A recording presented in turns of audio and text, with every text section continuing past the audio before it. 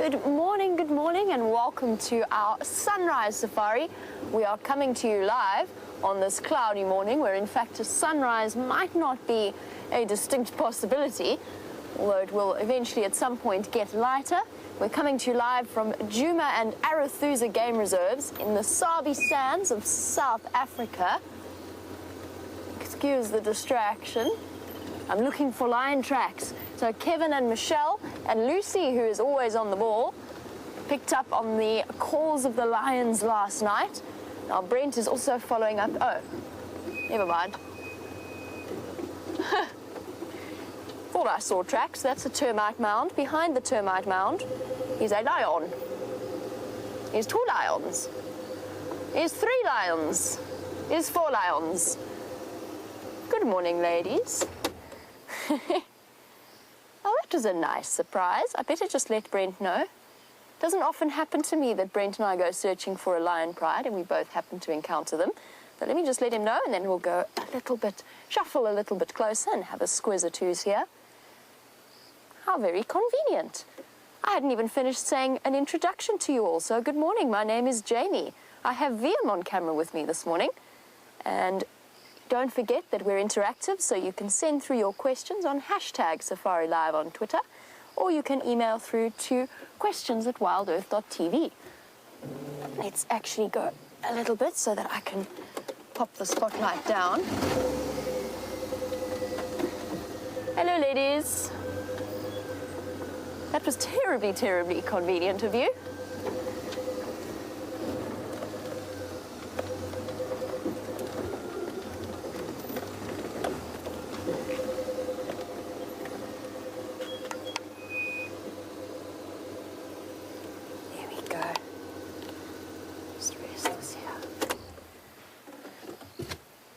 Awesome start. So these were the ladies that we all heard shouting at some point last night. 4 Nkuhumas lionesses. The 5th is mating with a Birmingham boy on Torchwood. Here's one eye half open. And very sleepy lionesses. Now, let's try and have a look at those bellies. Do they look full? Because yesterday when we saw them on the sunrise safari, they were looking distinctly hungry. I can hear a ground hornbill as well. Gook, gook, gook. Gook, gook, gook. That lioness at the back, no, these lions have not eaten. So they've spent the whole night searching for the possibility of a kill and a meal. Obviously not been successful. It's not uncommon with lions. Since about, move my head out of the way, about 1 in every 12 kills is successful. So a slightly less than 12% success rate in terms of kills. So attempted started kills, compared to what they actually successfully managed to capture, is quite a large success margin, which means they put in a hell of a lot of effort in order to catch their food. But last night was cloudy, it was windy. I'm quite surprised they didn't manage to take advantage of it. But that bodes well for us this morning, because it means that although they are resting now, there's a very good chance that they're going to be up and walking at some point soon. Right, I'm going to get hold of Brent. Stations for Mfazi Ngala just to the south of quarantine, along towards Philemon's Dip. There are Lalapanzi on the western side of the road.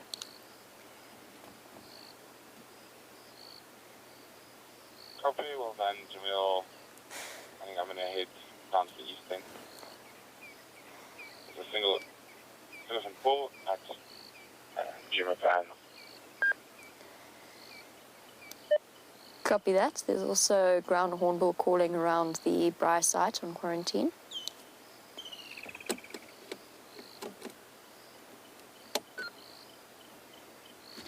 Very well-rested lions.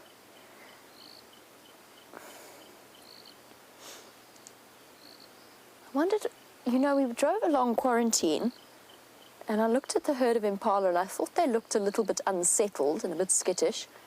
And now we have a very clear reason why. quarantine, for newer viewers, is a large open clearing that falls basically within the heart of the Nkuhumas' home range. I know that James did a very descriptive drawing of the territories of the various lions. I wonder what's on the back of her neck there. Could just be dirt. Could also be a tick, very large tick.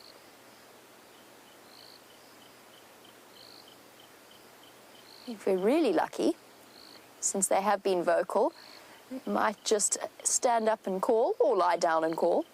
They don't seem to bother too much about being up.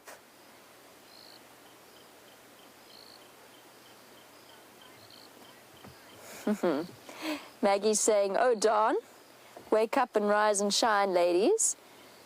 It's time to be up and about, switch on the lights." I'm trying to keep the lights out of their, straight in their faces. They don't seem terribly bothered. Fast asleep. Maggie, I think they are going to get up. That would be my prediction. And as soon as one does, then we'll be able to judge just how full their stomachs are. These lionesses, to me, look a little bit like, well, they look a bit fuller, if you can describe it as that, than the other two. And I don't think that's because they've had a meal. I think they were just better fed before. And as I said, they might get up and start to call, particularly with a fifth member absent from this particular group. They might contact call across towards Torchwood to her. I wonder which lioness is missing. I didn't get a chance yesterday to have a really good look at which one it might be. I almost want to guess Amber Eyes, since she's been coming and going with this particular pride. Oh, apparently James identified Amber Eyes yesterday morning, so not Amber Eyes, as I guessed. Well, we'll just have to wait and see when they start to wake up.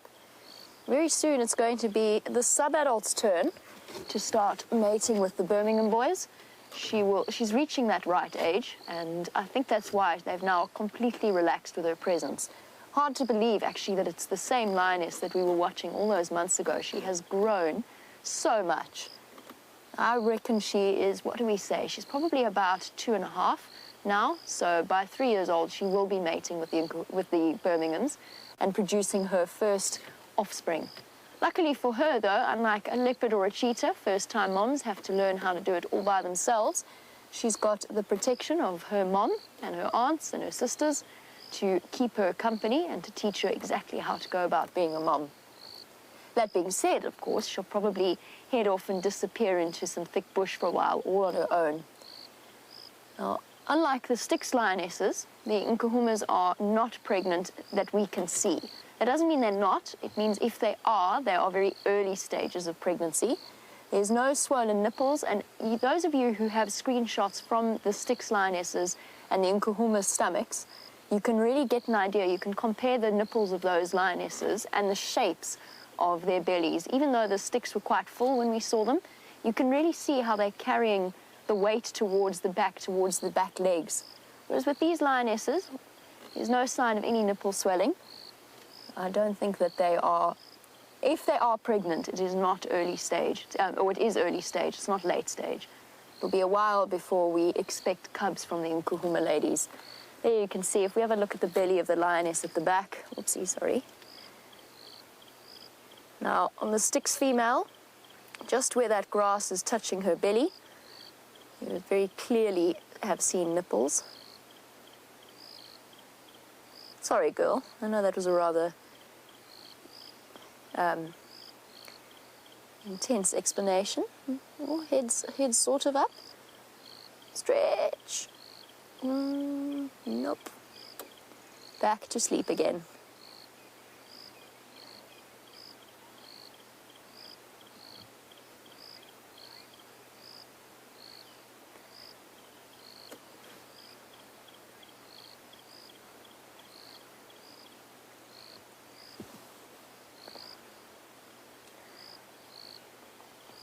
And Ravi, watching in New York City, welcome to the Sunrise Safari, Ravi.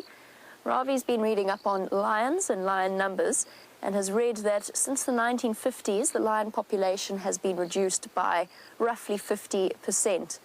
and would like to know what sort of things I feel have contributed to that decline in lion numbers. The first thing I'm going to say, Ravi, is that applies across so for lions as a species throughout Africa.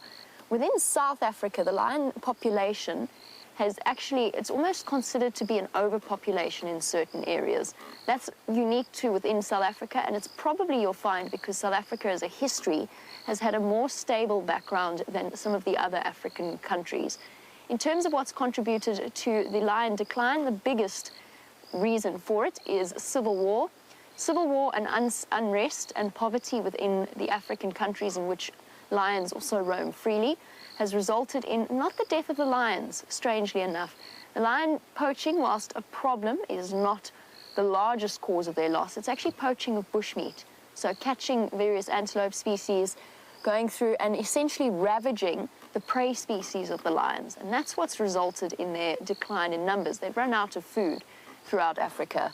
That, combined with habitat loss, the loss of their natural movement, their ability to move between places, has resulted in the decline in the lion population. They are fairly, as a population within South Africa, a fairly stable species compared to some of the others. Now, there's a very similar situation in terms of numbers within South Africa versus the rest of Africa, and that applies to the African elephant. And apparently, Brent would like to say good morning and has also found one for you.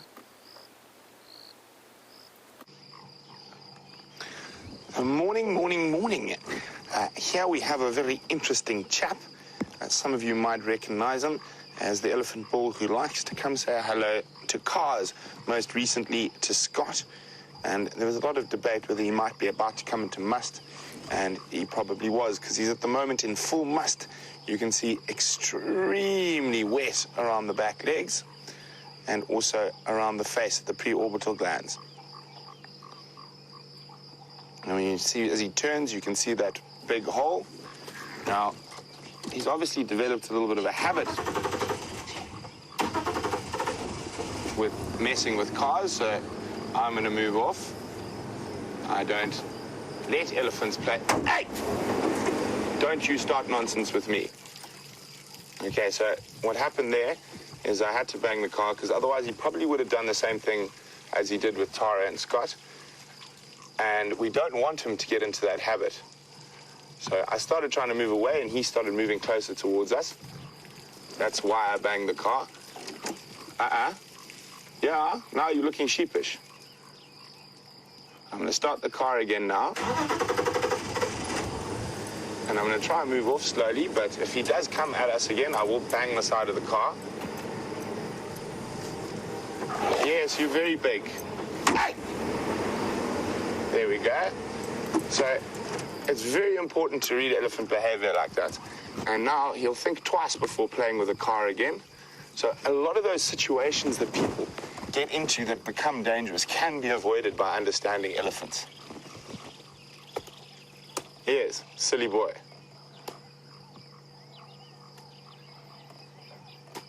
Now, it's very important for us not to flee off now. That would just cause him to run after the car. So we're almost in a bit of a Mexican standoff situation, yeah?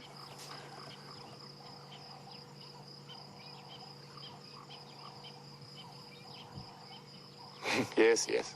You're very pretty. He's going to shake his head.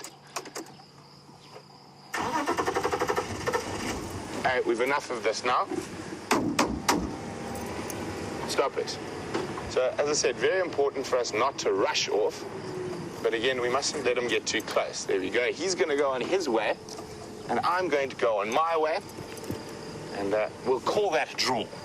But it's just really important. You can avoid those situations just by really having spent a lot of time with elephants. There we go. Bye-bye, big boy. We'll have one last look of him as he disappears across towards quarantine. And I'm just going to let ask Final Control just to let everyone know, particularly some of our tech staff who are going to be driving to and from our two camps, to just be a little bit cautious, and if they see that elephant today, to avoid him, because he is in must. And I'm quite convinced he might have done the same thing he's done before if we hadn't stopped him. And now, hopefully, we've taught him a little lesson, and he might not be as eager to sort of approach the cars and touch the cars again. Now, I know there's a lot of videos and stuff out on the internet and certain reserves and very close to here who let elephants touch their trackers, let elephants touch their cars, which is an amazing experience, yes, but something will go wrong. It's not if, it's when. And what happens if you do let animals that into the space when you can obviously see he's behaving slightly differently from what another elephant bull would do, and he does get a little bit overexcited or whatnot and someone gets hurt, that sort of signs a death warrant for that animal, because it'll have to be destroyed because now it is a danger to humans. So that's why I did that little thing there, and that's definitely why I wanted to watch his behavior. And it was very strange. We were probably a lot further away than we often would have gone with elephants. We were about 30, 40 meters, and he came to us. And as we tried to just move away slowly, he'd sped up, and that's when the first slap on the door happened. But I didn't feel like we were in danger at any point there, and it was just giving him a little lesson in etiquette. But as I said, if you keep letting animals do that type of behavior, even though it is very exciting for those on the vehicle or for you guys watching, at the end, there is that he is going to do something.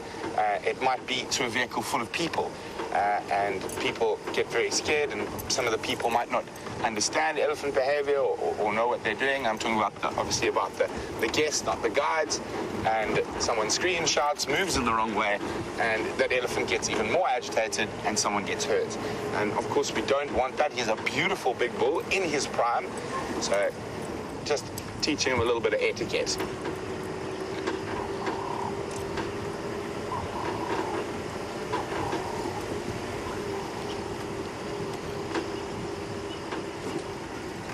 Now, speaking about elephant bulls that need a little bit of teaching him etiquette, we had an elephant bull who decided that our little garden was a good place to spend his time. And X-Rang is wondering whether he's moved on now, and he has. With the rain coming and there being greenery all over the place, he's decided that after destroying our very beautiful buffalo thorn that I used to look and admire from my deck, it is now split in two. There's enough food out in the bush for him to go find. He also managed to put a foot through the pool deck. So, fortunately, now with that bit of rain, there's a little bit less pressure on the animals, and he's moved off.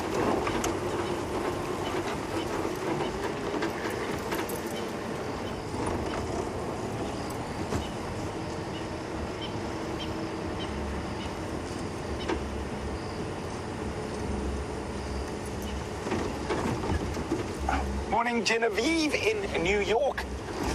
Genevieve would like to know whether he urinated out of excitement or coincidence. I think that was just coincidence. He's just been drinking quite a lot of water, and you must also remember when elephant bulls are in must like that, they lose just from the dripping about 80 to 90 liters of fluid in a day. So nearly, now I'm going to try to remember, I think it's about 20 gallons around there of water. Maybe not as much as 20 gallons, I'm trying to remember now. But they do lose a lot of water or moisture in a day when they are in must. But I think that urination just happened to be coincidental. And you can see what he was doing there. He just was testing his luck, trying his luck, seeing if I would let him come closer and closer. I didn't feel in any way he was being very aggressive, more just playful. So we're going to head off to the east. I'm going to check through the Mawati river system again. Hopefully Nkuhumas has crossed in her hunting last night, and let's see if it'd be really nice to catch up with her. Of course, we will always be very careful around her at the moment, especially since she's got cubs. But while we go look for a leopard, let's go jump back on board with Jamie and the sleeping Nkuhumas. Oh, right. What a perfect time for you to have come across. as the lionesses roll across into each other and act very, I could only describe it as cutesy. One of those moments where you watch lions and all you can think of is your domestic pet cats, and they roll over and cuddle themselves with their paws. And that's a very common perception of lions when you see them sleeping and resting like this, or cuddling or playing together, until you witness them in full hunt and stalk mode, at which point that perception changes very, very rapidly. Or indeed when you get growled at on foot. It's a very intimidating sound, that. Now, lions generally on foot are not a threat to people. We are, during the day that is, we're very much a dominant species over them. We're the apex predator during the day. So when they see us walking towards them, most of the time what they do is move off very quickly, which of course we try not to do. And in fact, the Nkuhumas have relaxed more and more on foot, we've noticed. And I've had a couple of sightings now where I've gone tracking them and stood probably about easily 100 meters away, so far away from them still, which is 100 meters is about 300 feet, roughly. I'm not sure what that is in yards. But they're perfectly comfortable with that. They'll watch you for a while, and then actually there's a couple of the older females will lie down and relax once again. But if you ever happen to stumble upon a lion, it does sometimes happen where you get a little bit too close to them, maybe you've surprised them. They will give you a deep booming growl.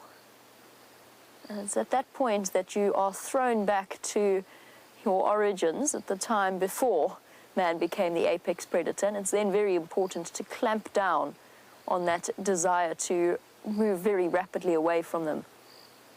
We always speak about not running. Those lionesses look so comfortable. Back legs in the air.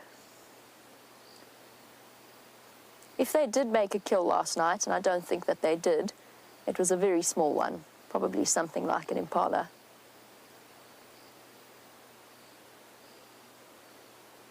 And already, the plague of a lioness, the flies assaulting their ears. You can see ears twitching. They've also descended upon Wium and myself, already at this early hour of the morning.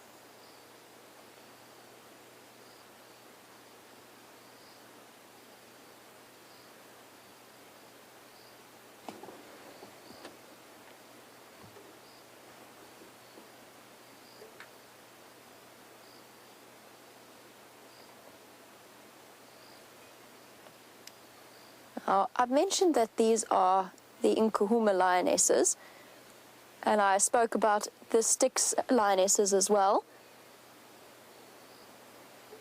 And Century was wondering, what is the difference between the Nkuhumas and the Styx? Well, first of all, welcome to the Sunrise Safari, Century. We'd love to hear where you are from. One of the interesting things about our YouTube audience is that sometimes we don't always get an idea of just how far across the globe we are reaching. So, Century, if you could please let us know, that would be wonderful. Now, the difference between the Nkuhumas and the Styx females is, first of all, the size of the pride and the fact that they are completely separate prides. So, the Nkuhumas, although their territory overlaps with that of the Styx, they are 5 females strong. Initially, when I first started working here, that was 8 members of this pride, and before that, around February last year, it was 9. The Birmingham boys, the coalition of young males, were responsible for the death of 2 adult lionesses and a sub-adult lioness during the course of last year and in the course of their takeover. A case, we think, of the Nkuhumas attempting to protect their youngsters, so the sub-adults, and the young male that was with them as well, who was nicknamed Junior.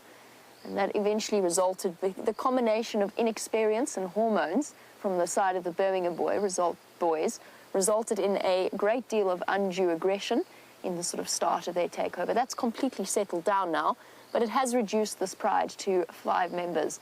Now, the Styx generally occur further to the south, but their territory does overlap with that of the Nkuhumas. There's an overlap around Arathusa and our southern boundary. So one of the other properties that we drive on to the west and our southern boundary is where the Nkuhumas and the Styx territory really does overlap, all the way across to Cheetah Plains and Nkoro, all the way to the east of us. And the Nkuhumas and the Styx have encountered each other before. The fact that there were 5 Nkuhumas at the time whereas there were 3 sticks in that particular pride, meant that the Nkuhumas actually not beat up, but they did rough up the sticks a little bit and sent them packing on their way. The sticks, to me, in terms of physical differences, they probably, look, if you go back far enough in terms of the genetics of the lions, prides of this area, it could be that the sticks were at some point, and I'm going back far, I'm talking 100 years or so, they might have been an offshoot of the Nkuhumas or vice versa. Lionesses are, as Steph termed it, and I think it was a brilliant way of terming it, lionesses are the guardians of their genetic line, but sometimes prides split off into different directions and they become different prides completely. Attempting to talk this time in the mornings, it doesn't always work that well. That being said, whether or not they are related, if you go back far enough, there are distinct physical differences to me, personally. I think that the sticks are bigger, not in terms of height, in terms of bulk. And I know that Brent agrees with me. There's something I would almost describe as stocky for the sticks lionesses, whereas with the Nkuhumas are, in general, a little bit younger than the sticks that we've been seeing, particularly that older sticks female, who's a bit tatty looking. But there are 2 youngish sticks females, and they initially had cubs when I first started working here, when I first came for the job interview in June last year. They had 3 little cubs. Unfortunately, similar story to the Nkuhumas, the Birmingham boys did what male lions do and took care of the 3 cubs, which is why it's so nice to see the sticks as pregnant as they are. So think of, in terms of female home ranges and territories, and females are territorial, as I said. When they encounter each other, they do have a lot to say, and quite a serious amount of aggression can be shown between different lion prides. But think of them almost as sort of, not as puzzle pieces, but their home ranges as fluid and quite flexible in terms of the boundaries. And then what will happen there is that the Nkuhumas will move about in their little territory, or quite a large territory or home range. The sticks will move about in their home range, and in the Birmingham boys' territory, so the male coalition's territory, expands across the Nkuhumas' territory, the sticks' territory, and all the way to the east. They've got a very large territory, but there are 5 of them within this particular area. I never think of, we have this traditional view that a lion pride is some females and a male or 2 males that go with that lion pride exclusively. That's not the case. Let's just see how this situation is going to play out. Have they been spotted by the guinea fowl at the back? Nope.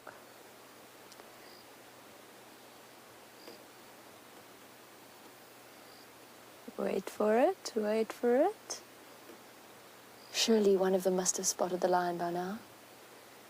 I love watching guinea fowl and predator interaction. Okay. Bye-bye, guinea fowl. Well, that's the last time I rely on guinea fowl to tell me if there's cats in the area. They just walk straight past. I was hoping they might do their alarm call. I've seen them do it with Tingana and then sort of have a complete short-term memory loss, start eating seeds around him, and then suddenly realize that he's still there and start alarm calling again.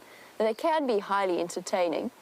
In this particular case, though, they've skipped past the termite mound and gone straight past the lions without even, I don't think they even spotted them. Generally, though, lion's not a threat to guinea fowl, not in the same way a leopard is. I've heard of 1 or 2 instances where a lion has attempted to catch a guinea fowl, but for the most part, they don't have the agility that leopards have, and basically, it's not really worth it. A lioness is much larger than even the largest male leopard. Why really bother with a meal of a guinea fowl? It's not going to yield much in the way of food. One of my approaches to approaching lions on foot, I would figure that I wouldn't really be worth their time. But speaking of meals and potential prey, Clayton was wondering, oh, big cuddle. I love the way they hug themselves when they stretch. It's actually a way of stretching the shoulder muscles and the tendons in the paws. Just in the same way when we are lying in bed, we do that big stretch and it feels wonderful for us. And the exact same applies to them. And a way of keeping limber, because you've got to get up at some point, ladies, hint, hint, nudge, nudge. But you've got to be able to, if you're a lioness, you've got to be able to go from sleeping to utilizing any opportunity to catch prey whenever you can. And Clayton was wondering, since they are a bit empty-bellied, how long can a lioness go without making a kill, or how long can lions go without feeding? And the answer is fairly easily about a week. And they start to look very rangy and quite thin. But they can go for longer than that. I'm not sure of an exact time period. It depends, of course, on the condition of the animal and the size of the animal and what movements they are doing. Now, I've known of lions that have gone for 2 weeks without a meal, at which point they are looking very hungry. Now, Clayton, if you've ever seen the chimungwes, you would get an idea of just how resilient these animals are. So the chimungwes, originally an enormous and very successful pride, now reduced by a combination of hyena attacks as well as attacks by the Ottawa pride, have been reduced to 2 subadult females and 1 subadult male. That at the time that they were left all alone, were far too young to be all that experienced in hunting. Now, even these Nkuhumas lionesses that have had plenty of practice and the experience of the years in terms of hunting technique, even they miss, as I mentioned before, even they have a very low success rate. So you can imagine for the subadults of the Chimungwe pride, not an easy existence. And yet they struggle on, and they've been seen recently towards Mala Mala. The little male, still about. Wium and myself nicknamed him Oliver, just because he looked so, he struck quite a pathetic, in the broader sense of the word, figure. Big cuddle. And they go from probably scavenging from carcass to carcass and from lion kill to lion kill, dodging the attentions of the other lions, managing to survive in that way. But all 3 of them look exceptionally thin. And yet they are able to eke out a survival.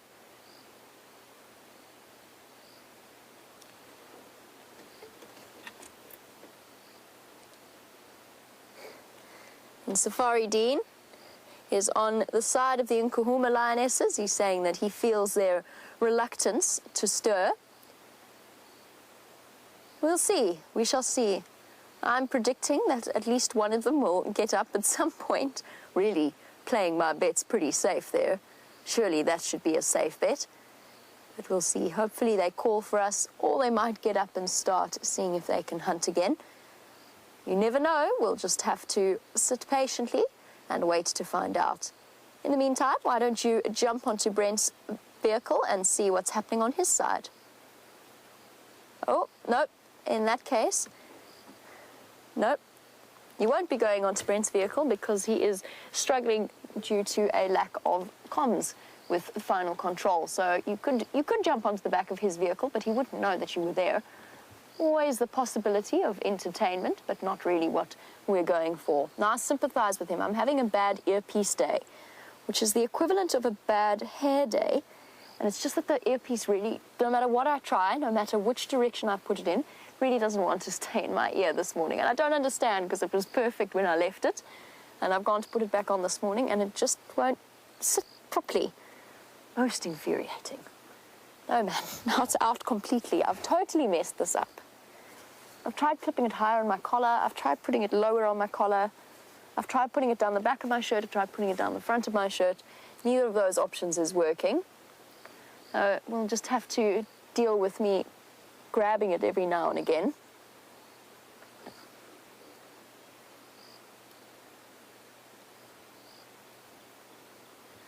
And absolutely, Kevin was wondering about the calls that he heard last night and was saying, could it have been 2 different prides? Because some sounded very faint and some sounded close.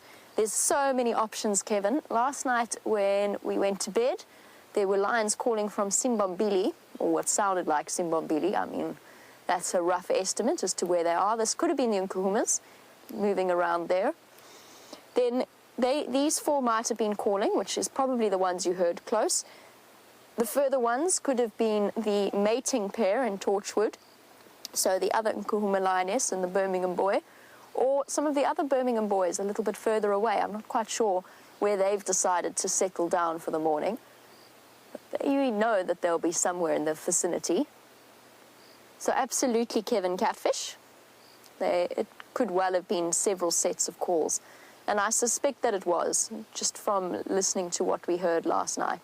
Really nice to hear the females vocalizing again.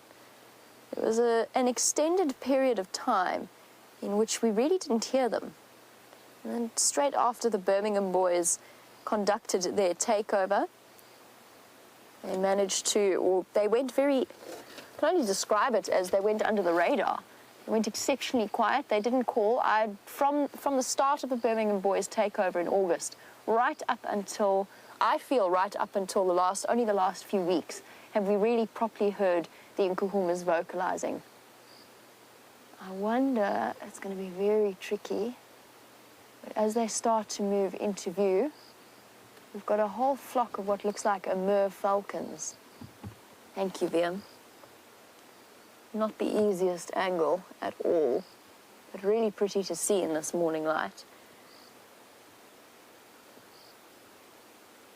Amur falcons and red-footed kestrels, the only sociable small raptors, moving about in groups. And although it's very difficult for you to see, there's probably about 20 or so, more actually. Looks to be about 30 of them flying through the sky. So Amur falcons. And in that brief moment that Wium did a brilliant job in getting you a view, you can see the sharpness to the shape of the wing. That was the Amur falcons. And that's obviously built for speed. That is the falcon's that's the falcon's best adaptation and what they have over all other birds. Peregrines, of course, being the fastest, and one that we could see here. It's the last time I saw one was in Kruger towards the north. But they are around. You never know when we might encounter a peregrine or a lanner falcon, a little bit larger than the Amurs, and solitary. Only the Amur, and by Amur I'm saying A-M-U-R, just to clarify the South African accent for you, in case that's a little bit cryptic.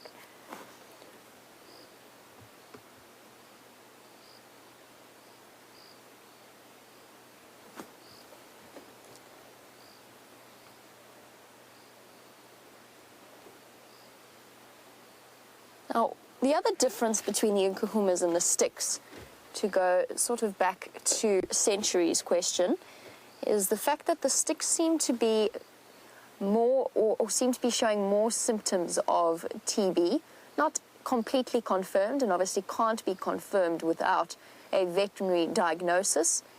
But one of the females has a swelling on her elbow that is known as oh goodness, this word keeps going out of my mind. It's a growth of sorts associated with tuberculosis.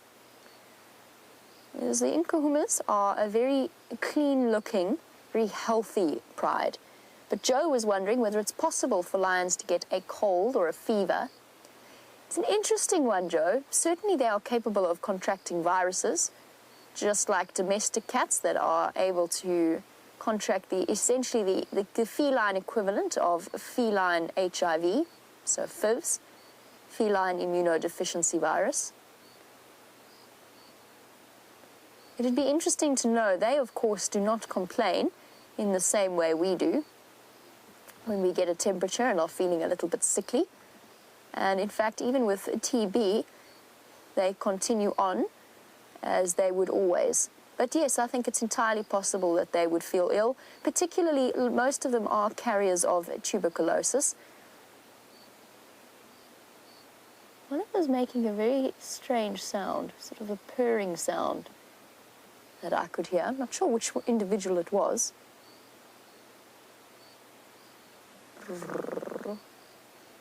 Very much sounds like she's purring in contentment. But since they are not showing any signs of standing up anytime soon, it sounds as though Brent is back in the world of communication let's try that again. Why don't you hop on the back of his vehicle? We were trying to find you a little redback shark, but he keeps disappearing. I'm sorry about that, folks. Unfortunately, I don't know, my knee or something popped and I changed off the radio channel. I was also very confused by it. I wasn't hearing anything. I'm trying to see. I can hear him still, but we can't see him. Hear that chip, chip, chip, chip, chip. That's the little male redback shrike. Let's see if we move a skosh forward. Can we spot him?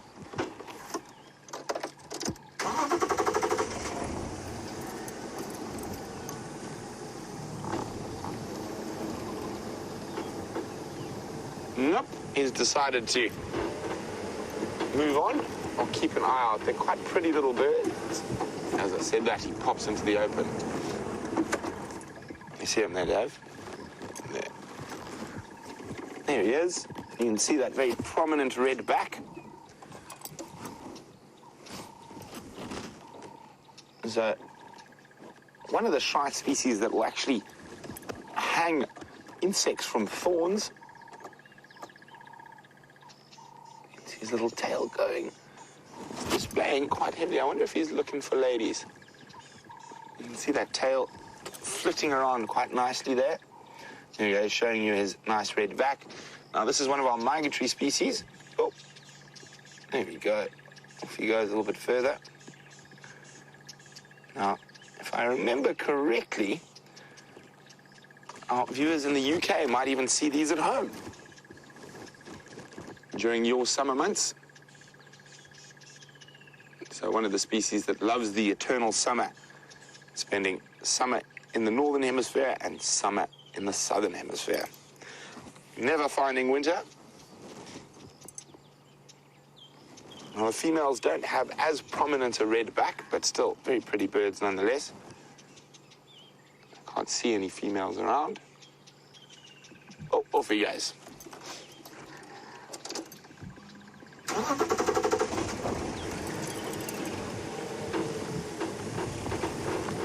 So we're right in the southeastern corner of the reserve at the moment. And the reason for that being, we're hoping Karula has crossed over the boundary, so we're just checking for tracks carefully.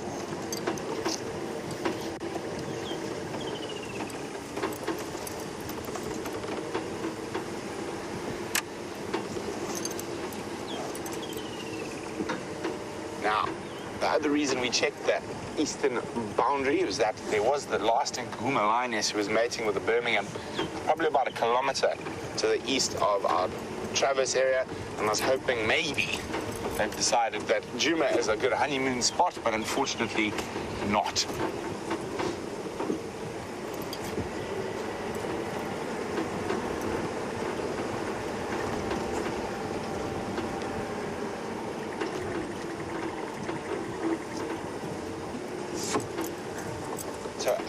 A good morning to Jared, who's on Twitter. I was wondering if our cars have horns or hooters, and would we use them for an encounter such as that? I'm not even sure if they work. Should we try? Oh, it does work. Yes, that is also something we could use, but for some reason I found that hooters seem to infuriate elephants more than not, and I've always found that sort of sound seems to work the best. Oh,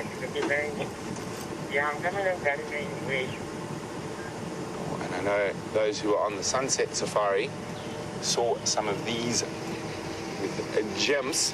Now, this is the third time I've seen them flowering.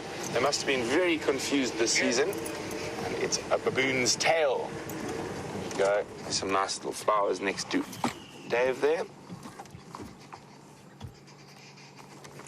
Very beautiful when they are flowering, and they've got those lovely green leaves, but during the majority of the year they look like a little dry stick with nothing on them, but quite nice to see them.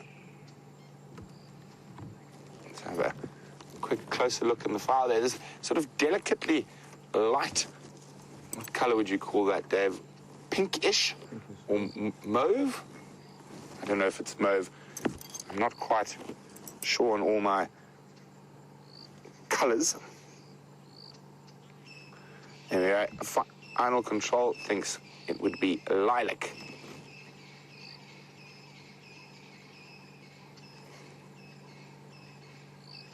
But very, very, very, very pretty. I just heard final control suddenly go, oh, goodness. That same elephant is literally sitting on at their pedestrian gate. Fortunately, there's quite a nice fence around there. So I don't think he's going to come visit them. If he does, he'll be taught another lesson in etiquette, not by any one of us, but by 9,000 volts. Generally quite effective in teaching an elephant manners, an electric fence. See, this elephant has decided to block the road. See, I'm not going to attempt to try and move that thorny mess.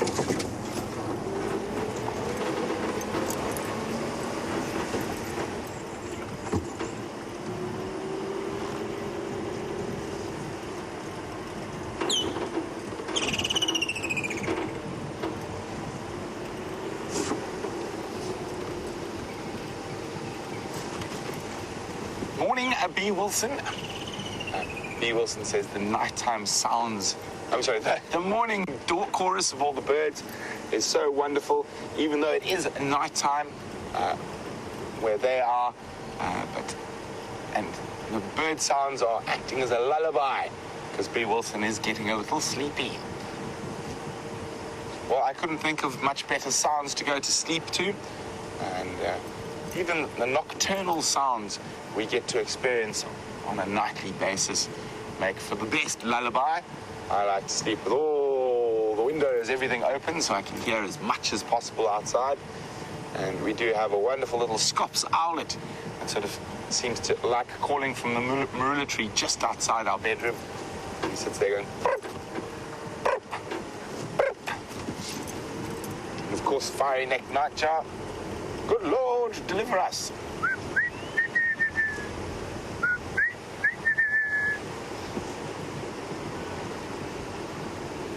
So we're just checking very carefully in this little section.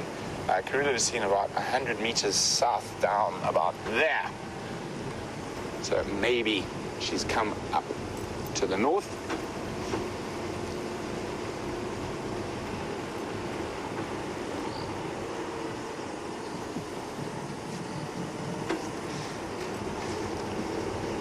So Lucy in Indiana said we had lions yesterday, and Lucy, we have lions again today. Lucy says she feels like it should be wild dogs on the cards today. I, of course, agree with you wholeheartedly, Lucy. Unfortunately, the last update I had on wild dogs is that they were very, very far to the south of us, actually quite close to Nkuhumas, so way down that way.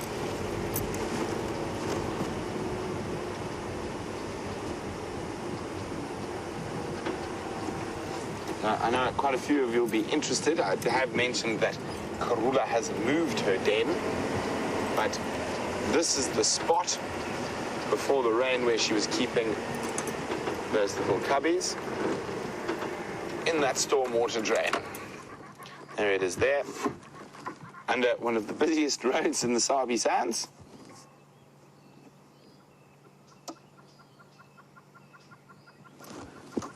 There we go. I'm sure quite a few of you were interested in that, and quite apt since we are on the hunt for the Queen.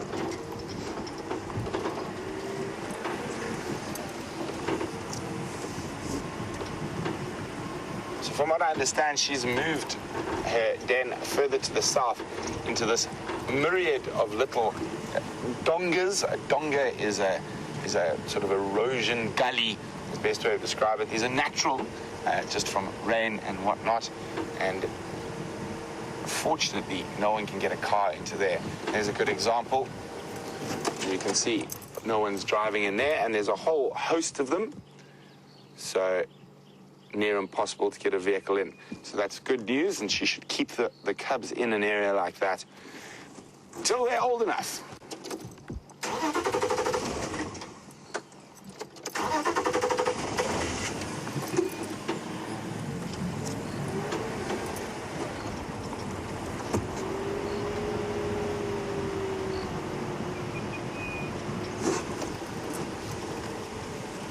So Sherry, good morning. Sherry is in California, and they're also a nice sunny place like we are. And Sherry is wondering, do any succulent varieties of plants grow here? Yes, Sherry, we do have a few, not that many. And the most prominent one I think we see, and we showed you quite a lot during the winter months last year, is the narrow-leaved kalanchoe. And that is one of our only wintering, flowering plants. That is a succulent. And the other one, which I will try to find an example, one or both of the two most common ones today, Sherry, is the Sansevieria, or mother-in-law's tongue is its common name.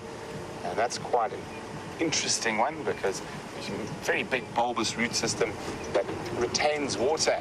And in desert areas, the San or Bushmen actually extract water from the roots of that plant.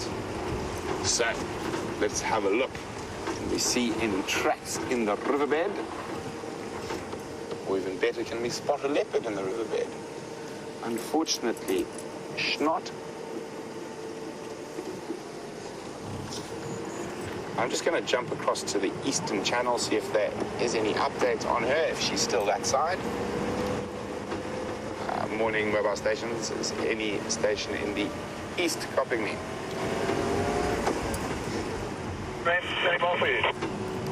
Morning, Sid. Just to update you guys, Nkuhumas Pride are around Philemon's Dip. Has there been any update on Karula? I was around there this morning. It's a truck for one little guy. Copy, thanks very much. Now, she's not visiting us, she's still visiting the south, but I've spotted something that might be of interest. And now, unusual to see them moving like this. I didn't want to drive over them. Let's go have a closer look. Aha. Aha, aha, aha. There's a column of ants. And I've actually never seen this species of ant move like this. I'm just going to jump out of the car. So what I think is they're actually moving home. I'm just going to have a closer look. Can you guys see if there's any, they're carrying any little white things? And that would be their eggs. Let me just have a look. These look like sugar ants. Quite often around human habitation. Let's have a close look. Oh, and you can see, is my finger in? Dave? Yep. You can see the guys with the big black heads are the soldiers and the workers. Now, this is very interesting. Normally, you see them coming in and out of a hole, but here, they're crossing the road.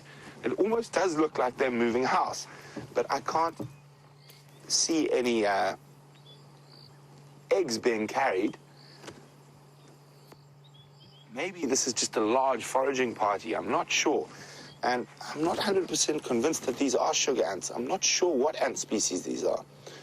So guys, grab some screenshots, send them to me so I can try identify them later. Very interesting. See, it doesn't look like a foraging party. It definitely looks like, come guys, let's move house. Maybe they've been raided by a more aggressive ant species like the Matabele ant, and they've decided that wherever they were, it's a bit too dangerous to live in, and they're going to move on. Fascinating stuff.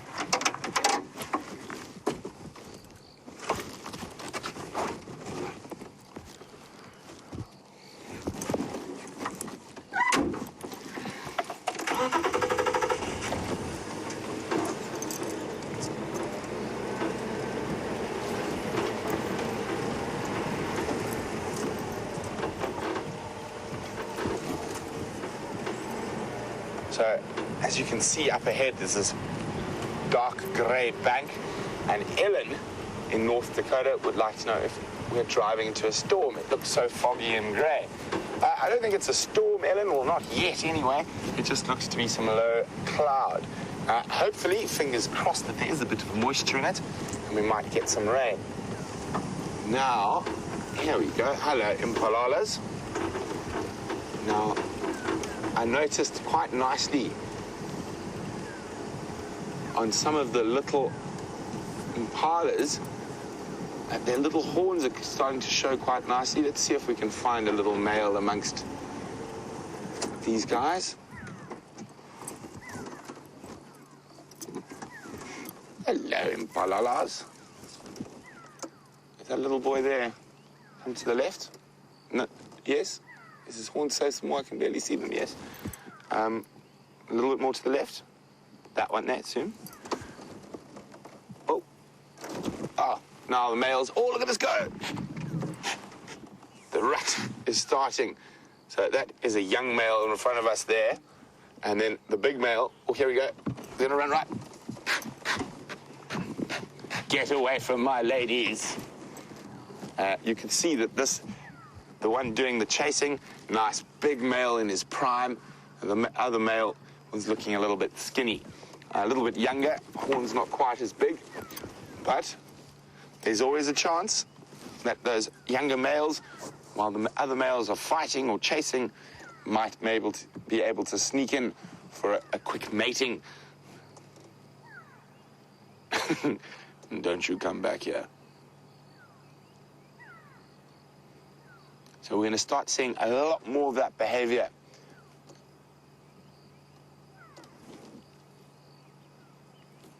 There we go. Oh, yes, you're very strong. Beat that. Beat the stick. Now, there's a bit of a dominance display going on now after he's vanquished the intruder.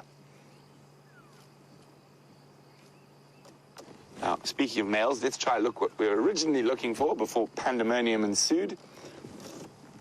So let's just zoom in on that little group there. See if we can spot. There's a little girl walking towards us. There's a little boy. You can just see those tiny little horns starting to pop up.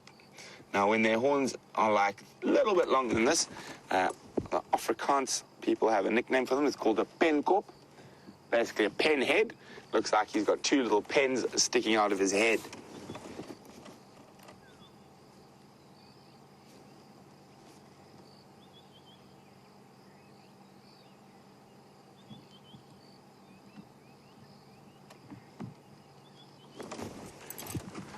So, Lucy in Indiana is wondering, do any of the animals eat all the flowers that we show you? Certain species, yes, but a lot of them, no. But they're all eaten by different types of insects. Now, if I remember correctly, there it is, from last year, there were a couple of those succulents around here. Here we go. There it is, the narrow-leaved calancho. Now, during the winter months, they get a wonderful tall stalk. And this is for sherry in California. So there we go. You can see it's very much a succulent. Those thick, juicy leaves. Not eaten by very much apart from insects, and has been known to cause krimp sikte in domestic livestock. I've never seen any wild game feeding on it. But so in the I might even have a decent picture, actually. In the winter months, they get a long stalk that comes out from the base and beautiful orange flowers on it. And there we go.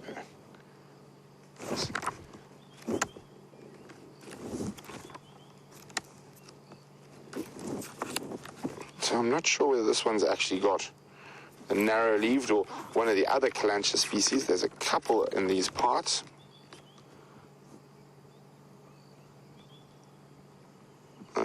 This is a different one. This one generally occurs on higher ground, unfortunately, and called a white lady or a broad-leaved calancha. So we've got the narrow-leaved down here in the Leerveld. Not that one. That doesn't occur here, Dave. That one there. But that's one of them.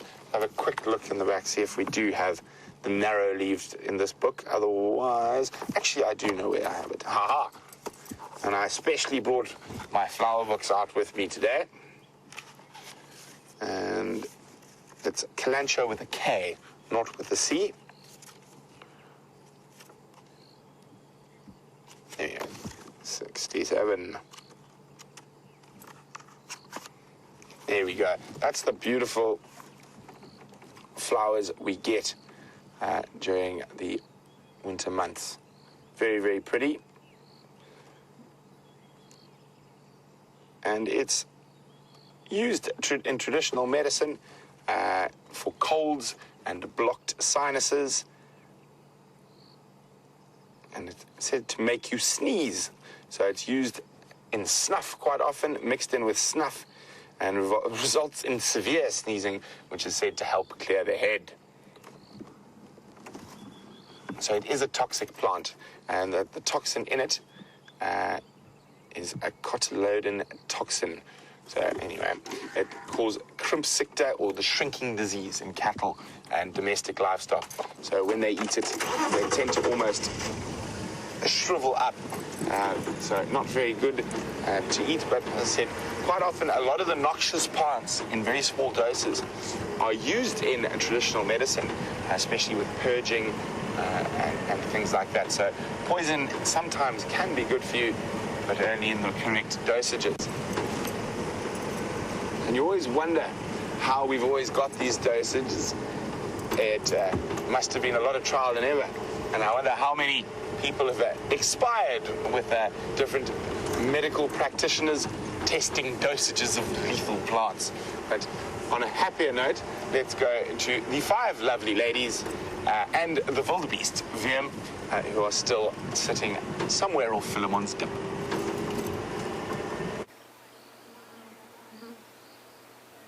Still with our lovely ladies. Not that our lovely ladies have decided to stir all that much. Looking very rested and relaxed. Now, I've tried lying on ground like this, and it is exceptionally uncomfortable. One of those things that, as humans, I guess we've just been spoiled with all our couches and cushions and mattresses. We're not capable of looking as comfortable as a lion or a leopard might be whilst lying on the ground. I mean, have you ever seen anything looking so relaxed? There you can see the flies buzzing around her. And looking at them a little bit closer, definitely empty-bellied. Spine's a little bit prominent.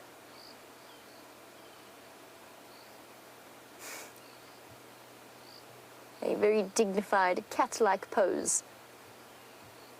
Legs in the air, looking perfectly relaxed. This lady rolled over across to face us. You'll probably find that they covered an enormous distance last night whilst trying to hunt, which is why they are so exhausted now, because it's not a hot morning. It's actually quite a mild morning.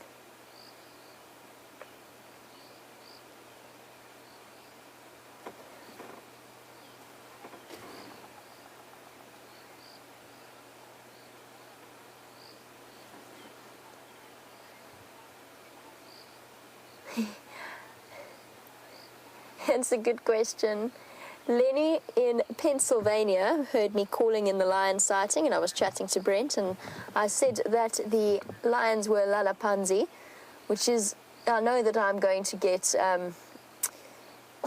berated by Brent when I get home, just for the way in which I pronounced that. So lalapanzi, you've looked up, and you said it's a place in Zimbabwe. You were wondering what it refers to when I was chatting about the lions. What the lions are doing right now is lalapanzi. It means that lying down or sitting down. In this case, very much lying down. They are lalapanzi. I'm pretty sure it's actually lalapanzi. The HL sound in most of... Now, I've said lalapanzi just because it's an easy way, and it's the way in which I've got into a bad habit of speaking.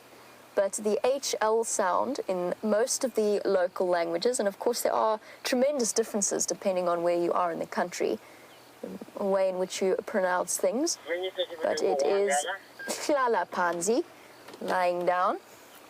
Somebody's just trying If to get hold of me. Jamie's Oh, live, she's only stationed there, so you can go in. there we go. Brent responding for Where are me. you coming from? So that is what it is, Larry.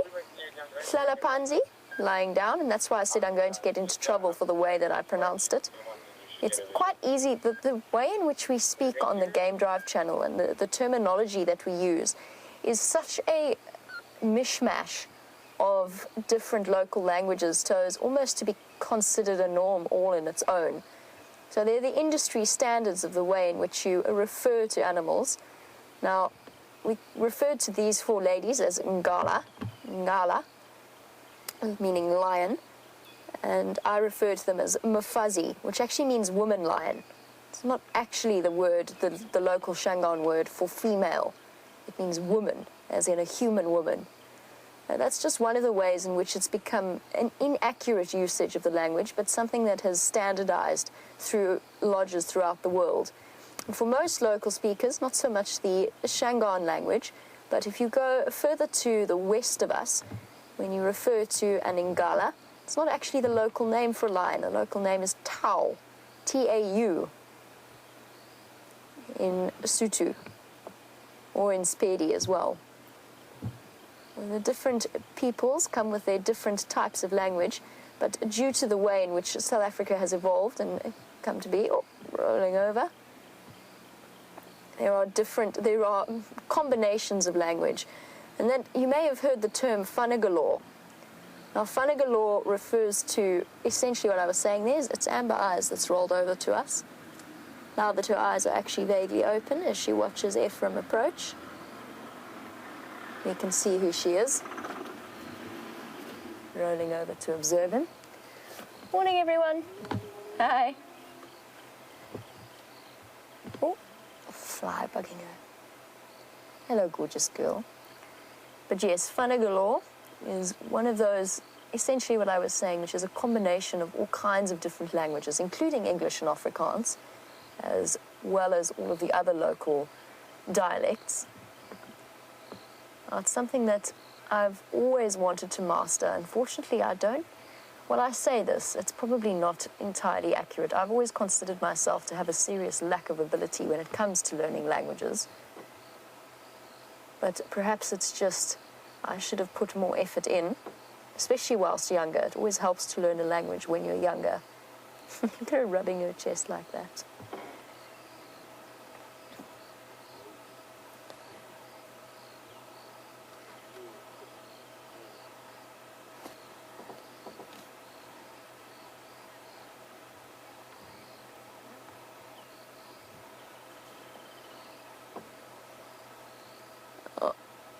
We spoke a bit about Kevin Catfish's question as to whether or not he was hearing different groups of lions call, and I said that that was almost certainly the case, and that he could well have been hearing not just these ladies, but also males a bit further off.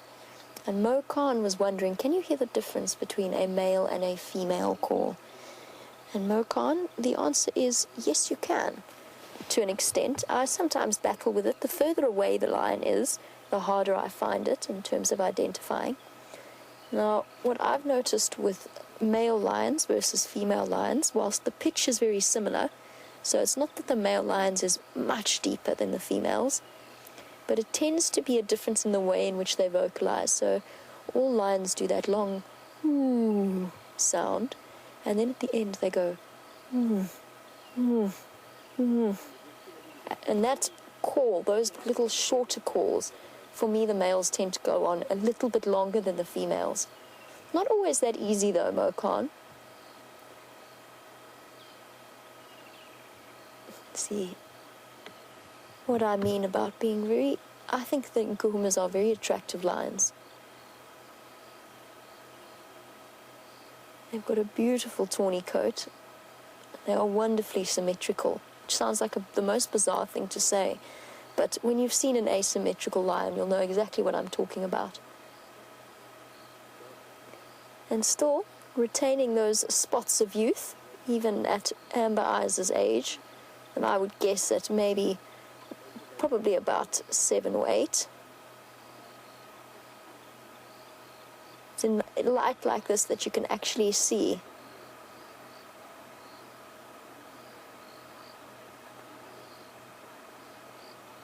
There you can see the spots I'm talking about.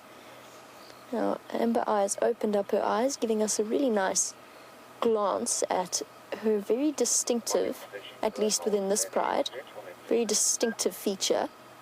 We've also got a comment from one of the viewers about the spot on Amber Eyes' neck. And Connie, you were saying you've noticed that and use it to identify her. Look at her face now. She's also got a scar on her cheek. But I'm pretty sure that spot on her neck is actually a scar, and as well as the one on her cheek. That one on the cheek might be a patch of mud, but I think it's just an old scab or a scar. Lionesses often injure themselves. It could have been inflicted by one of her pride mates. It could have been inflicted by the animal that she was attempting to tackle. And you can even see the flies settling there and irritating her a little bit. So Connie, it's perfect for now to use that as an identifying feature. Just bear in mind that with any animal with the scars, that will change over time. Very often scars disappear as an identifying feature. The most accurate way of identifying individual lions, unless you've got really clear missing teeth, which often works, is to look at the spot patterns of the whiskers. And that is the same throughout their lives. That never changes, that never heals. You can see how distinctive those black dots are around her nose, particularly the top row in leopards is what's focused on, but with lions I've actually personally found it easier to look at the combination of the spot patterns as a whole. The more time you spend looking at them, the easier it gets. And if we look at Amber Eyes' ear, a little bit further there, you can see now I'm not looking at the neck on the left-hand side of her ear, so on your left. That's not what I'm looking at. All lions have that little notch or curve in their ear. I'm actually looking as the ear curves up to the right and starts to descend between the two flies. The part that's touching that grass strand, that is an identifying feature in itself. That nick, that scar, will never close up and heal completely. And of course her bright orange eyes. But bear in mind, let's say we encountered a lioness with amber eyes somewhere on the road or on her own without the rest of the pride. Unless we looked at the different factors together, so for example that nick in her ear, her spot patterns, we wouldn't actually be able to confirm just by looking at her eyes alone. There are lionesses with eyes as orange as amber eyes in different prides. I think one of the Styx females has also got a fairly orangey eyes. And that's one of the interesting things about the way in which people identify lions. It's what gives people the ability to identify, for example, Junior, even far away from his pride. And apparently he is cruising around Kruger, enjoying his time around Skukuza. But it is what gives people that ability to say, yes, that is definitely Junior for sure. But that can only be confirmed by looking really closely at the spot patterns, because with as many lions as you have, and this does have one of the highest lion densities in Africa, with as many lions as you have here, you just have to be exceptionally careful in terms of identifying him. I'm not saying it's not him. I'm just saying that's what gives us the ability to tell the difference between him and another young male.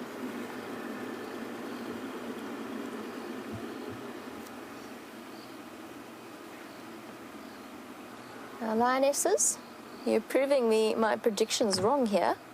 Not up to terribly much. I think I'm going to spend a little bit more time with them, but actually, I'll tell you what, I'll leave it up to you guys whether you would like to stay or to go. We'll do one more segment with them, and then we'll decide from there, depending on your votes. Some things to consider whilst you sum up what you would like to do. It is cool this morning. It is cloudy this morning. There are lots of animals around quarantine, so there's always the chance that the lionesses could get lucky. They might get up. Then again, so far they've shown a considerable reluctance to move. So I'll put it to you whether you would like to stay or to go. And while you make up your mind in that particular case, why don't you jump onto the back of Brent's vehicle? Sorry, pulling down the sleeves here, it's got a little bit more chilly as the morning's worn on, and the clouds seem to be getting thicker. Maybe there's a little moisture in there, and hopefully it holds out until after the sunrise safari. So Karula, unfortunately, still in the south. So what I've done is I've come to sort of the southwestern corner, and we're just going to have a little gander along the western edge of the traverse. We might go into Arethusa, depending on what tracks we find or what updates we get.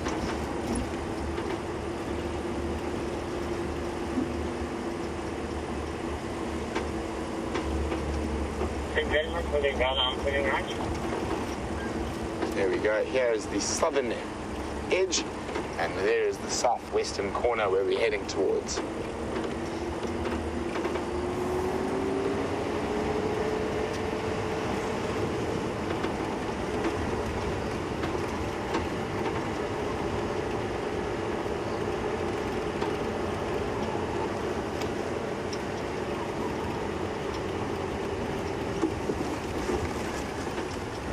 So we've got some St. Paddy's Day requests.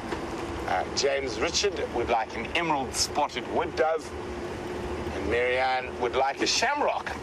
Well, I don't know if we're going to find a shamrock all the way this far away from the Emerald Isle, but we shall definitely try. I think I have a solution to the shamrock, and I will keep my eyes peeled for the emerald spotted wood dove.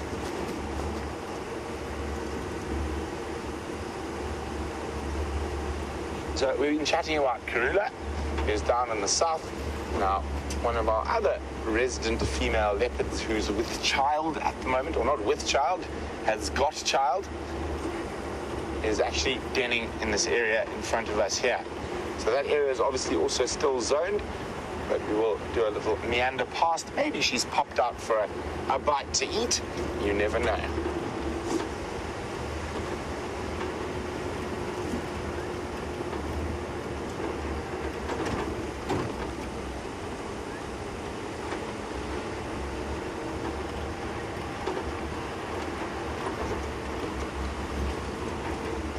A very warm SafariLIVE welcome to Andy and Julia in Los Angeles. Now, Andy and Julia would like to know, do leopard teach their cubs to hunt, or is it mostly instinctual? Now, there's a lot of debate about this, but having spent as much time as I have with leopards, there's very little teaching that goes on. I would say 99% of it is instinctual. So quite often a lot of those skills are developed and honed when mom is away, and they will chase, like we saw with young Cinderella, chase Franklin, chase testiculars, climb up and down, run about, chase everything that moves. And I think that's more where the skills are honed than actually being taught. Well, just have to have a good morning here quickly as the vehicle comes past us. Morning, morning, morning. How's everyone this morning? Good morning, how's it going? Good, thanks. Any updates on Safari? Not yet. Not yet. There was a slummy and glove apparently. Yeah, I just saw them in Konzo. I didn't see them. Did they cross already or not yet? It looks like they've come out into Arethusa. And then Nkuhumas are on the side. On quarantine. Cheers. Enjoy. Good luck, guys. Thank you, goodbye. Okay, so just a quick morning meeting with Louis from Elephant Plains.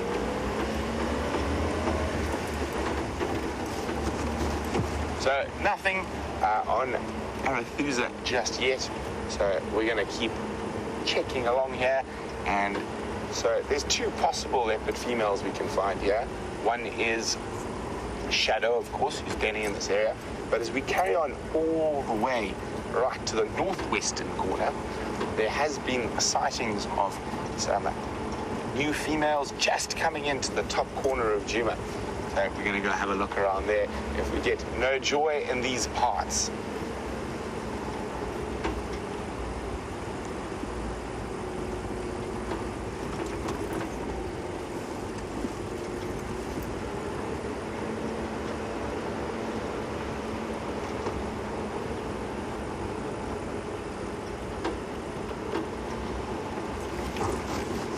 So, Siberia, good morning.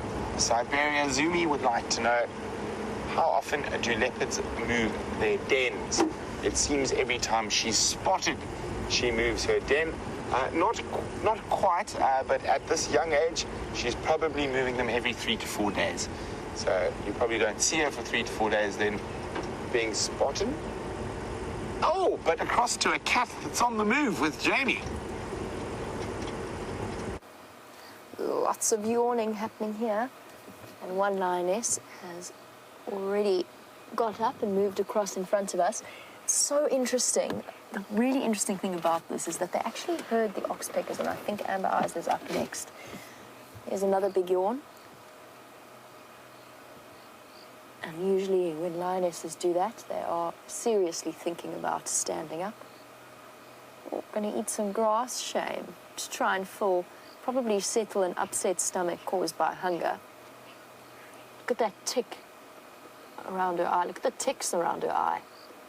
That cannot be comfortable. But yes, what I was going to say is it's a really interesting thing about oxpeckers. Here she goes. Oh, big stretch girl.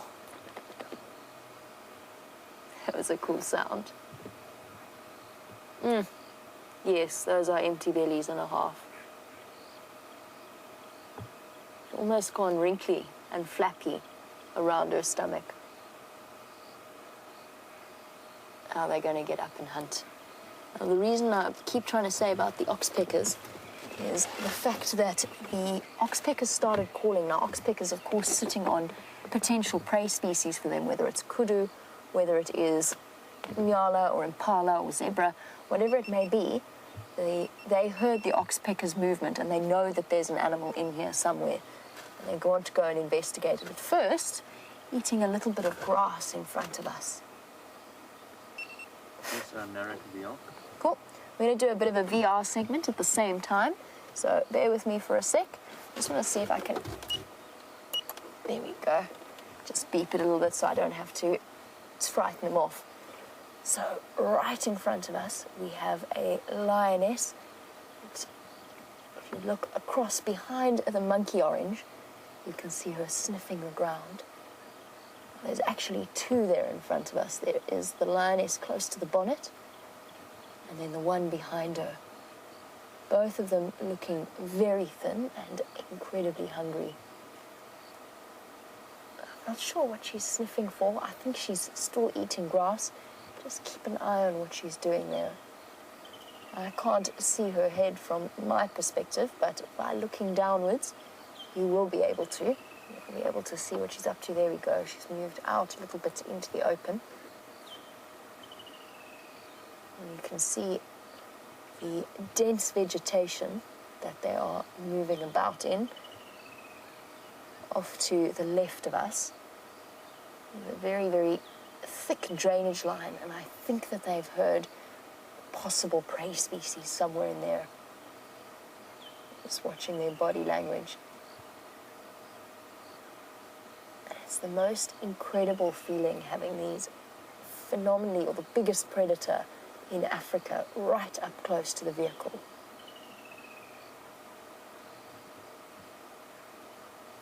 Another glorious start to a morning out in the bush.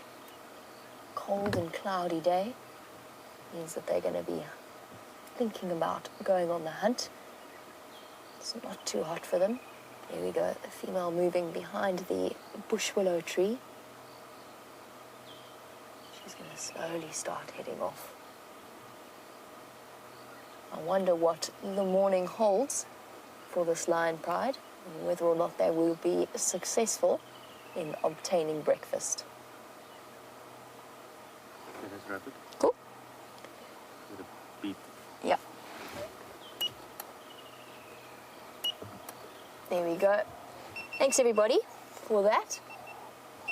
Just doing some narration of the VR, or the virtual reality rig, to put together a really nice clip to be able to publish, and then you can essentially, for those of you who haven't really had the virtual reality rig explained to you, basically gives you the ability, depending on what device you are using, to change the direction that you're looking at. So essentially gives you not just a 360 view, but a view to the sky, a view to the ground.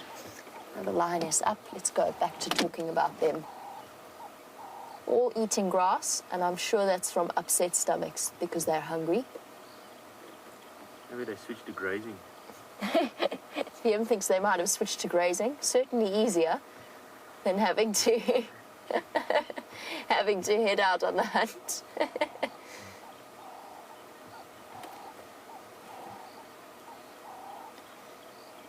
And Tammy, at the moment, the lionesses, given their hungry state, apart from this lazy lump, who is definitely straggling, for these lionesses, they're actually could hunt at any time of the day or night because they are so hungry.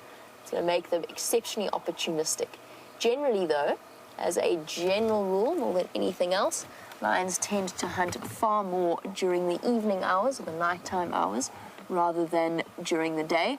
That's usually because it is hotter. At the moment, it's nice and cool. The temperatures have dropped, so they don't have to worry too much about overheating. Although, that being said, I've seen this pride, when they are hungry enough, hunt in easily over 30-degree temperatures. So over, what is that, over close to 90 degrees Fahrenheit, when they really are feeling the need to. And they've shuffled around, and now they've popped themselves sort of behind the monkey orange. We're going to try and go around behind them so that we can get a view of them eating their grass. Hey, ladies. No, we're not. We're going to unimmobilize the vehicle first. There we go. No big girls. It's all right. You need to go find yourself some food. You haven't been taking care of yourselves. Shame, that's probably a bit unfair. They've probably tried all night to catch something to eat. Everybody watch your heads.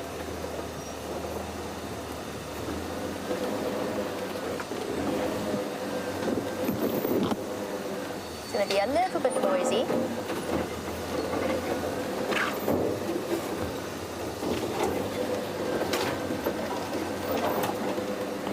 And Lucy, watching in Indiana, as we reposition. Oh, Lucy wanted a little bit of, in a way, of scale in terms of getting an idea of just how tall the lions are.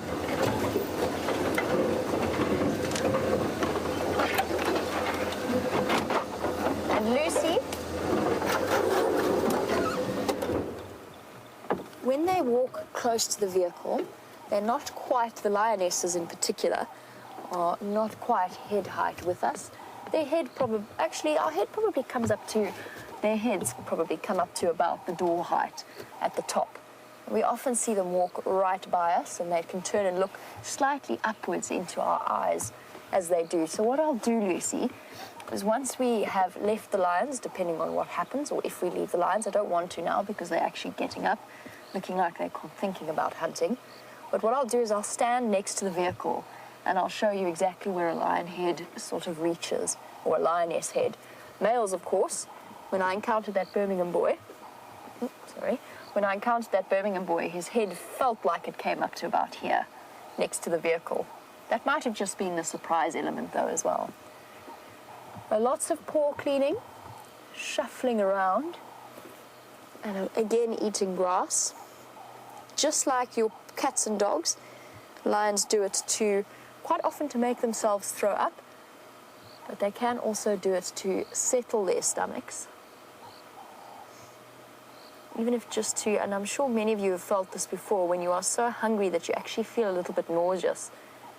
And that might be why the lions are eating a bit of grass. They might even be looking for insects. Not impossible.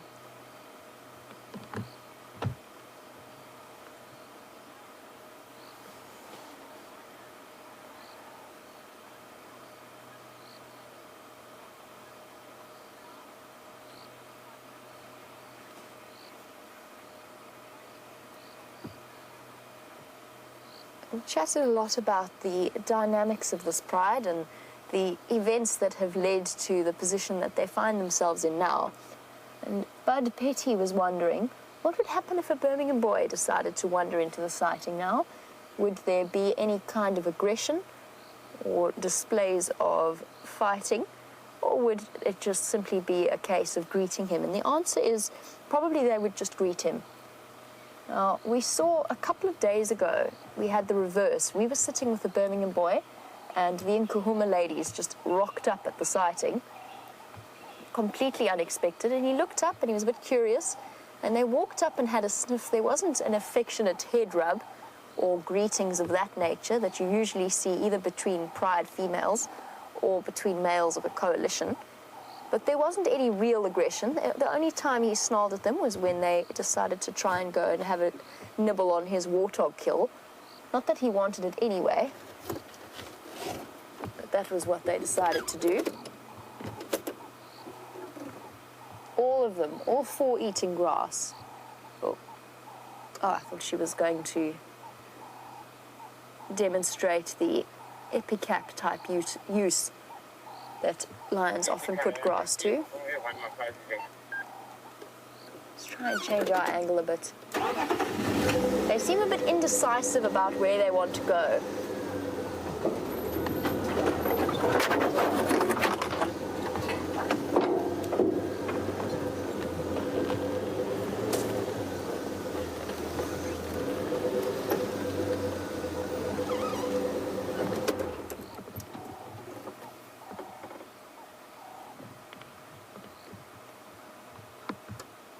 Definitely not the healthiest I have ever seen these lions.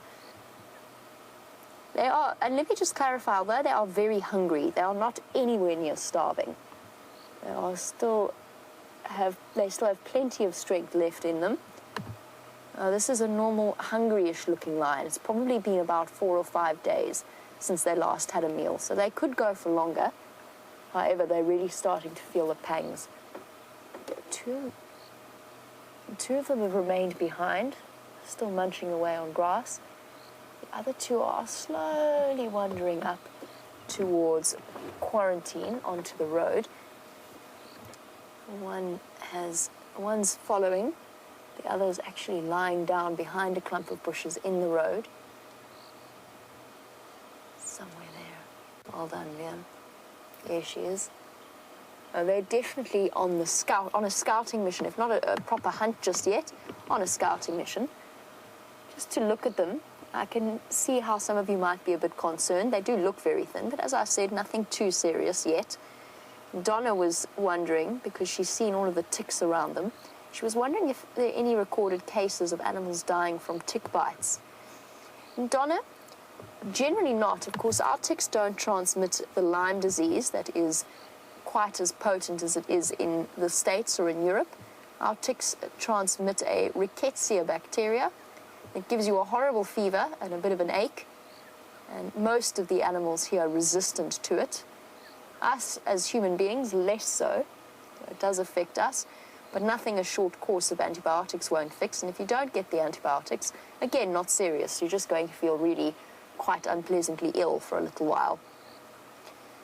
Now, the only real case, and you can't really attribute this to ticks per se, is that when an animal has another underlying issue, for example, bad case of TB or some kind of growth, and then the ticks start to gather around the animal, they are less focused on grooming themselves, and the ticks actually help to weaken and then hasten the death of an animal that is going to die anyway. But you can't really attribute that to the ticks per se. So generally, a sick animal will have about twice a sick and dying animal, like maybe that female warthog that we watched over the last few weeks, will have about twice the amount of ticks that a normal, healthy animal of that size would have. One of the services that they perform, I must confess, not amongst my favorite animals, ticks.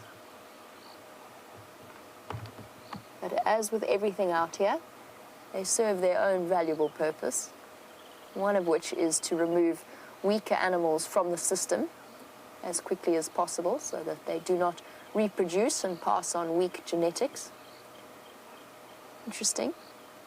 That was territorial spraying there, although she didn't scrape her feet in it.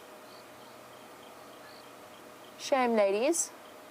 Hopefully something decides to wander across your path.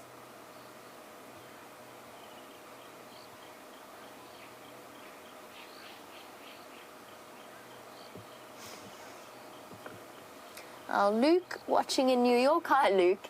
You were wondering if there's any chance that a lion could starve to death from having unsuccessful hunts. Luke, I'm going to reposition while I answer. No, generally not. Lions, when they... Okay, yes, if it was, say, the Shimungwe pride that I was talking about earlier, young sub-adults, they might get to the point where they're too weak to... Unusual for an animal or a lion to starve to death out here because something else will get it first. But it could be weakened to the point that it can no longer fight back. For example, if hyenas decide to come calling, we can go through here since the lions have moved off. So Luke, that's a possibility. Generally, most things don't have the opportunity of starving to death in an area like this. So a lioness breaks her leg, for example, and she can't keep up with the rest of her pride.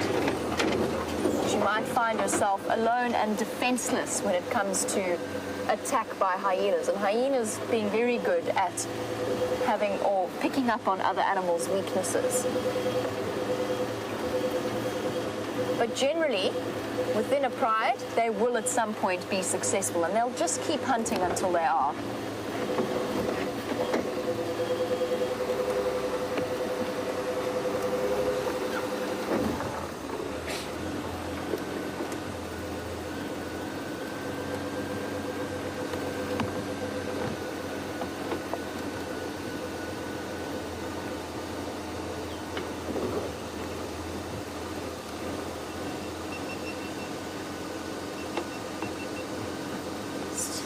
Have a look here at the way that these lions walk. Oh, or not, or the way in which these lions stand. Let's go with that. Very common for lionesses to walk very close to each other if they have a specific purpose. Oh, Amber Eyes, you look like you want to. Yep. Here we go. Okay. Not a happy lioness. Oh, some dry heaving there. It didn't look terribly comfortable.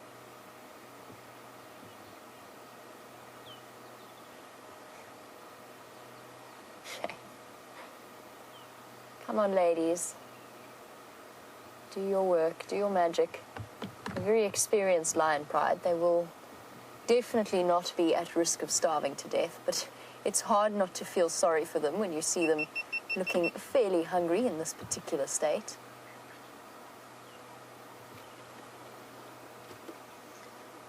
Let's stay with the two that are walking. I want to just check whether or not there's any animals, and I know that there are animals on quarantine. I'm just wondering whether it wouldn't be a good idea, now that these ladies are up, to get Brent somewhere closer to the scene. Depending on where he is, it might be useful to have a second vehicle in this area. It's going to happen slowly, though. There's no rush for him to come across.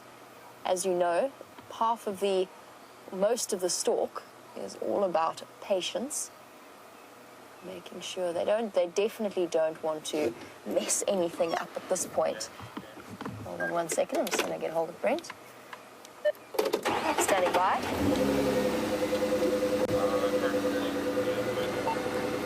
Junction with Triple M North.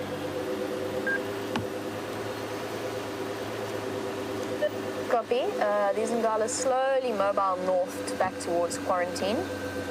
I'm not sure if you want to start making your way here. I'm not sure what's up on the clearing itself. Copy, will do.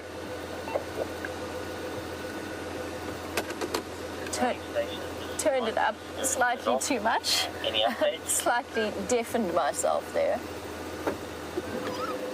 Let's have a look and see. She looked up uncomfortably at me, which is why I changed my positioning. Oh, there's a tree branch in front of her face.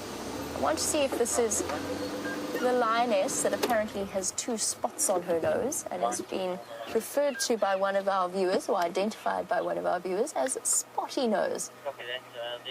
The And Paige, look at all those nicks around her ears. That's quite a nice identifying feature on her right ear. Paige, I'm guessing this isn't the lioness you're referring to. This actually looks like it might be the sub-adult. She's very, very young. It's getting harder and harder to identify her. But just judging by the nervous way she reacted as we tried to drive past her, plus that pink nose. They are young lions born with pinkish-coloured noses. Let's have a look at what bird Brent has found. Look at this, one of the most awesome little accipiters we get here. This is a dark chanting goshawk. And Dave Richard, he nearly caught the emerald-spotted wood dove we've been looking for. So I just saw him plummet to the ground, chasing after that dove. He missed, and now he's looking a little sheepish on a fallen down knobthorn. But a really beautiful bird of prey. So quite a lot bigger than the gabar goshawk, which we saw on a few drives ago. They do share quite similar colouring in terms of their legs. Oh, there we go, look at that. Oh, what's he seen? He's on the ground. Can you see him nicely? Food roll, I'm scared he flies. Ah. I'm just going to move a little bit further away from him, so if he has made a kill on the ground there, he feels safer to come have a look. So we're just going to move a little bit further away. You see him there? Yep. Okay, and there he is. Oh.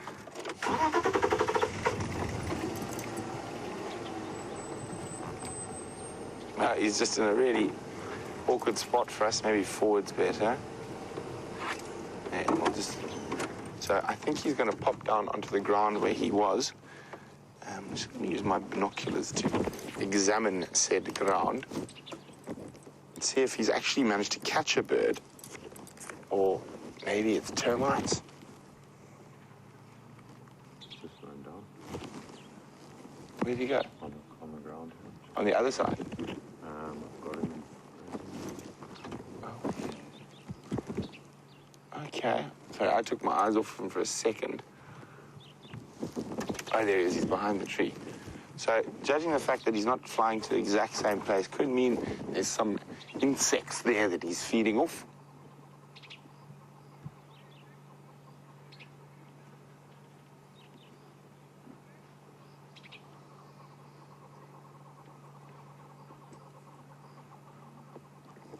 Can't really see. There we go. He's walking. Oh, it's a snake. It's a snake. He's attacking a snake. Look at this. Look at him using those really sharp talons.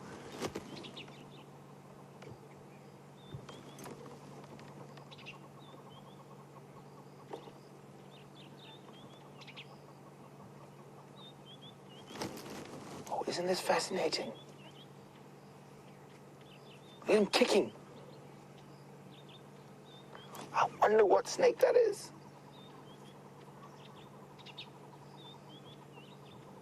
It seems like it might have gone halfway down the hole and he's trying to pull it out.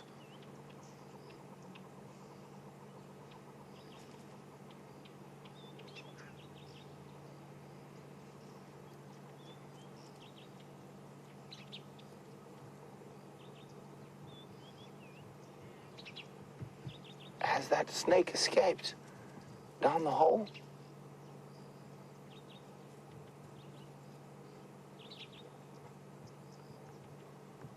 What is going on here? So it did look like he was trying to pull something out.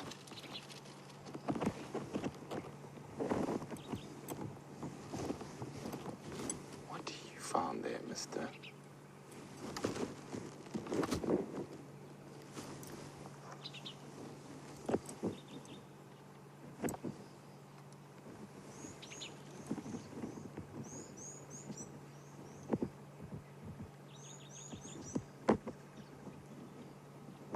So, with this cool weather and the amount of rain, it could be one of the blind snakes.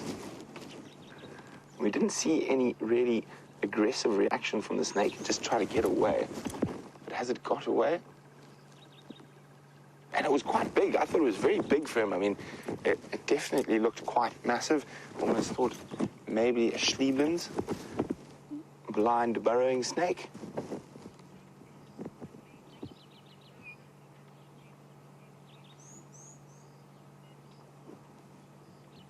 Oh, there we go. I think it managed to get into a hole.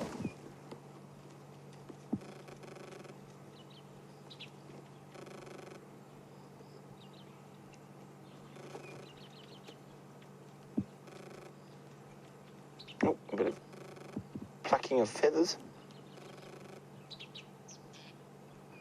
I wonder how much damage it managed to do with those kicks.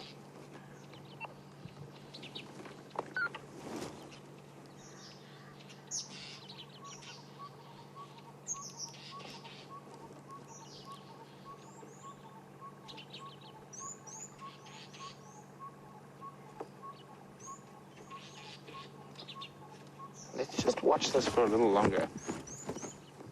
See if it flies off or it actually goes and attacks again.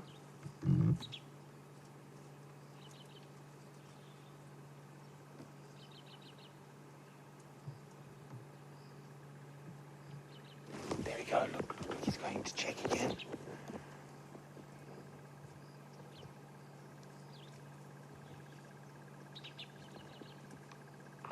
I think that snake has managed to get itself into a hole.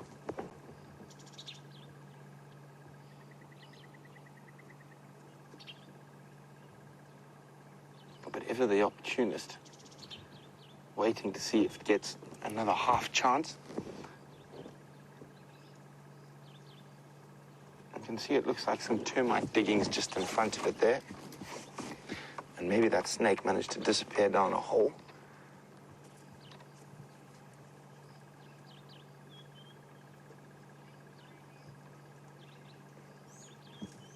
Okay, well, we're going to see how it plays out here, but Jamie's got a very fascinating couple again. Look at this. This is incredible. So we had that amazing sighting with the Styx lionesses and the hinged tortoise, the tiny, tiny one that was completely ignored. Unfortunately for this one, I don't think he's going to or manage to get away from the situation, attract the interest of these lionesses. And they're now fighting over it. It was spotted by Amber Eyes. She went straight towards it. And she's decided to let the sub-adult have a lick. Oh, little tortoise, you've got very unlucky today. Speaks hinged tortoise that's probably was just coming out of the termite mound where it had spent the evening and encountered a playful lioness, a playful and hungry lioness, much larger than the one that we saw with the Styx females and therefore of more interest, although it might be harder to crack open. And I wonder what these lionesses are going to do. Is this going to be their breakfast snack? Or is it going to escape as one slightly traumatized but very fortunate tortoise? She's up again, trying to flip it over.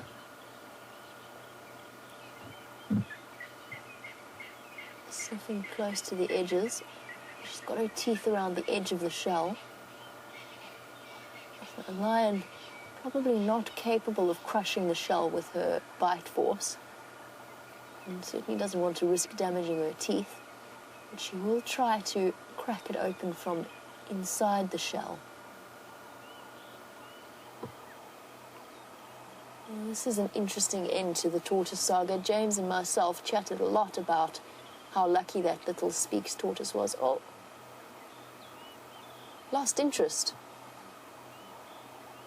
Phew. That must be one very grateful tortoise if somewhat upended. I think she left it on its back.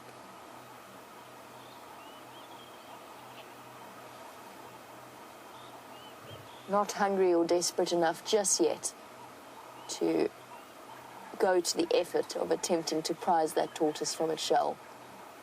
Goes to show what an incredible evolutionary structure a tortoise shell really is. Amber eyes again munching on grass.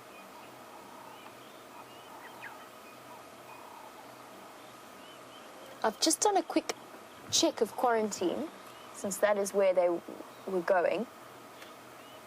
And I don't see much up there in terms of general game, just one very musty elephant, Brent's elephant ball that he started the morning with. He looks as though he's slowly heading in our direction, which could also be an interesting sighting. An elephant in must could well decide to chase these lionesses.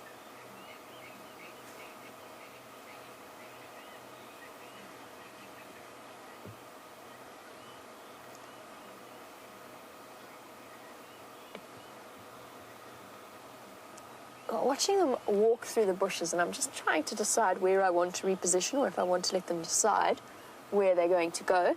Tammy, watching our show, would like to know, since they're not walking through on the road, would we be able to spot their tracks? Tammy, I'm going to shift forward a little bit while I answer your question.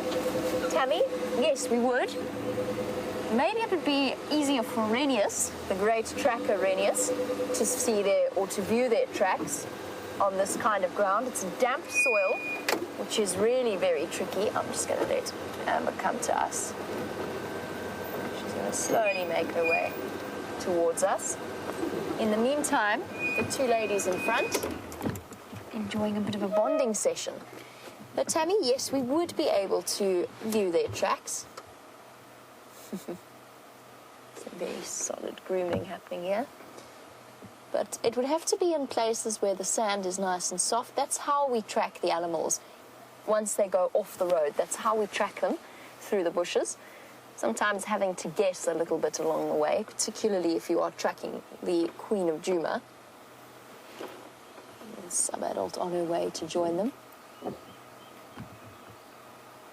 On these kind of light conditions, and with this wet soil that is compacted, it does become a lot more tricky. But Tammy, what I'll do is, if I spot a lion track in the middle off the road, I will stop and point it out to you, and you can see if you can see it. Definitely harder to track in this light. Oh, sweet. While you were with Brent in that incredible goshawk sighting, the lionesses were actually playing together. So whilst they're hungry, they're not lacking in energy yet.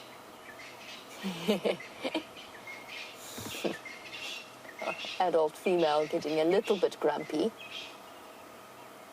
She could be pregnant. Could be. Going to say that very tentatively. Difficult to tell at this stage, but her nipples are more prominent than the others. All stopping to eat grass again. And the sub-adult now looks... Oh, no, she's not going to.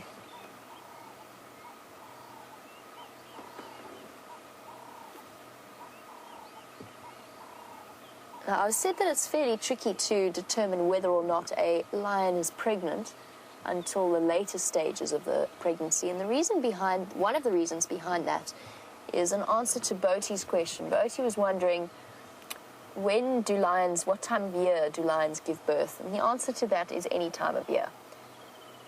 So they can reproduce throughout the year. Generally, the members of the pride, or members of the same pride, will try and synchronize. At least two of them will try and synchronize the births to within a few weeks of each other. And that's because female lionesses allosuckle, which they will feed each other's cubs. So they try and time it at the same time as a way of looking after each other's cubs.